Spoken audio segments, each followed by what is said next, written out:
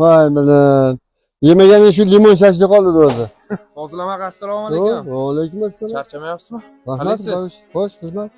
Shu shashlik qilib berasizmi degdim. Hop, jonim mana qancha shashlik kerak? Yo, amaqa, Ha. menga limondan shashlik qilib berishingiz kerak. Bak, kirib o'tiribdi, masalan, bir boblab limondan shashlik qilib bering. Shunaqa deb turib limonni shartta kesib sixlashni boshlab yubordilar. Boshqa shashlikdan qolishmasin deb ustiga qizilchani ham to'kib yubordilar. Shashlikni turli xillaridan bor ekan. Ustam endi yaxshi uylab limon olib keladigan bo'ladi.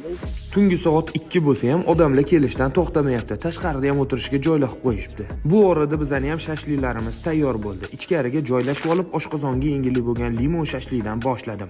Sizlar limonli shashlik yeganmisizlar? Kommentariyaga yozinglar. Keyin bo'lsa tovuq go'shtli yedim. Mazasi zo'r, marinovkalari tobida. Bu yoqda jaz, qiyma, rulet shashliklar ham bor ekan. Buni ham mazasi menga yoqdi. Jigar shashliyi ham jigar ekam kep qopdilar deb non norasiga yotib olib ustidan piyozlarni yopib oldi. Limonimni siqib oshqozonga ravona qildim. Mazasi juda ham zo'r. Ichkarida ham joylar yetarlicha. Videoni Jaydarinskiy do'stinglarga jo'natib qo'yinglar. Fozil aka, rahmat, maza qildim. Qanday bo'ldi limon shashlik?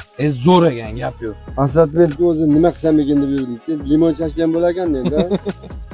Limon shashlik so'rab yurmanglar yana. Faqat men uchun edi. Manzil Uchtepa hokimiyatdan Baxt uyiga qarab ki urishinglarda o'ng qo'lda joylashgan. Aniq lokatsiya Telegram kanalda.